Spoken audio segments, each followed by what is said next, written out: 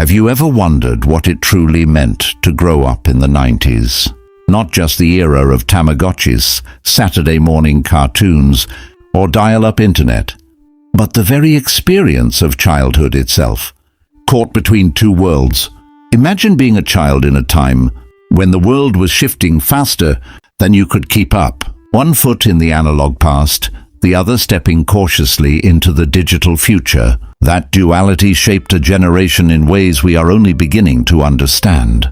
For many millennials, the 90s were the first decade to experience a cultural acceleration. The toys we played with, the shows we watched, the friendships we navigated, they weren't just entertainment. They were lessons in adaptation. Think about it. On one day, you might be playing outside until sunset, inventing games in the backyard with friends, and the next day, you're logging onto a clunky computer to explore a digital world that felt both limitless and isolating. This was a generation learning to straddle two realities: the tangible, immediate world of touch and play, and the abstract, virtual world of screens and connectivity. Psychologists often talk about developmental context, the environment in which a child grows, and the 90s provided an extraordinarily unique one. In developmental psychology, Erik Erikson described childhood as a stage of industry versus inferiority, a period when kids learn competence through social engagement and personal achievement. For 90s kids, that competence was constantly being tested across multiple domains. Could you master the new video games your friends raved about? Or would you feel left behind? Could you participate in cultural conversations about pop stars or TV shows? Or would you feel disconnected? These weren't trivial concerns, they were formative. Every interaction, every small success or failure subtly shaped self-esteem and social identity. And yet there was a paradox. While this generation was encouraged to express yourself, the mechanisms for self-expression were both liberating and confusing. On one hand, shows like Rugrats or Saved by the Bell reflected lives full of imagination and questioning, subtly teaching empathy and problem-solving. On the other hand, the rise of media, advertising, and early internet culture introduced comparisons, pressures, and the first taste of what psychologists call social benchmarking. Suddenly, kids weren't just comparing grades or athletic skills, they were comparing appearances, possessions, even cultural knowledge. The subconscious pressure to perform, to be in the know, was unprecedented. Consider the Saturday morning ritual, cereal in hand, cartoons on the TV, a sense of innocence that felt endless. Yet lurking behind those moments were subtle anxieties. Would your peers understand your references? Did you measure up to the latest fads? The 90s childhood was paradoxical, simultaneously carefree and quietly competitive, innocent yet increasingly aware of a world beyond the backyard. Reflecting on it now, it seems clear that growing up during a cultural shift leaves a mark deeper than nostalgia. It shapes identity in layered ways: how we perceive success, how we relate to peers, how we seek validation. There's a subtle tension between conscious memory and subconscious influence. How many of our choices today, our fears, our desires, our coping mechanisms trace back to those formative moments of uncertainty and wonder?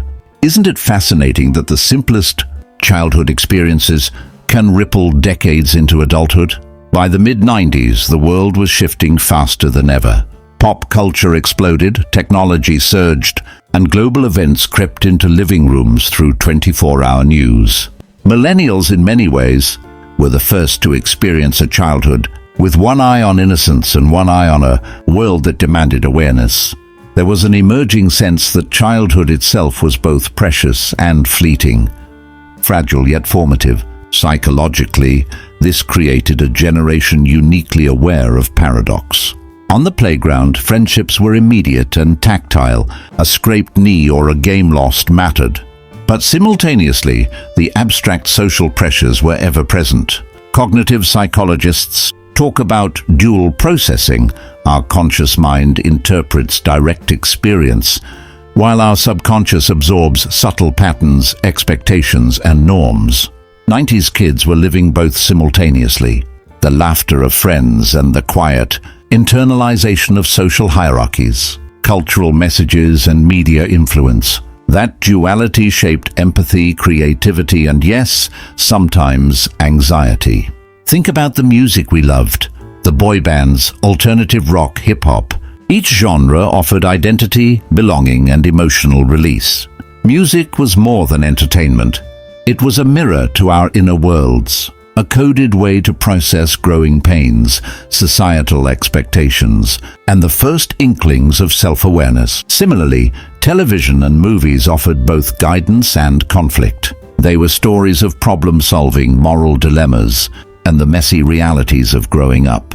Kids absorbed not just plots, but subtle social scripts: how to navigate friendship, romance, authority, and personal choice. This cultural shift left millennials with a nuanced sense of self. Many of us learned early that appearances can be deceiving.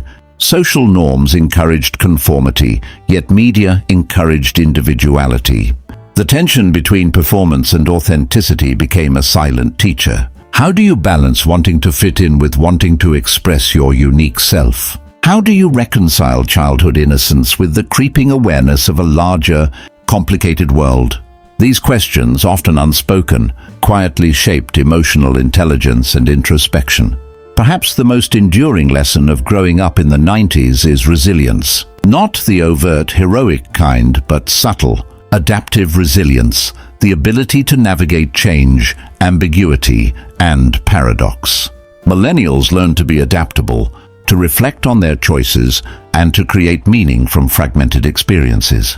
They learned to hold two realities at once: joy and anxiety, freedom and expectation, imagination and awareness. So as we reflect on childhood during the 90s, we are not merely remembering cartoons or candy or first crushes.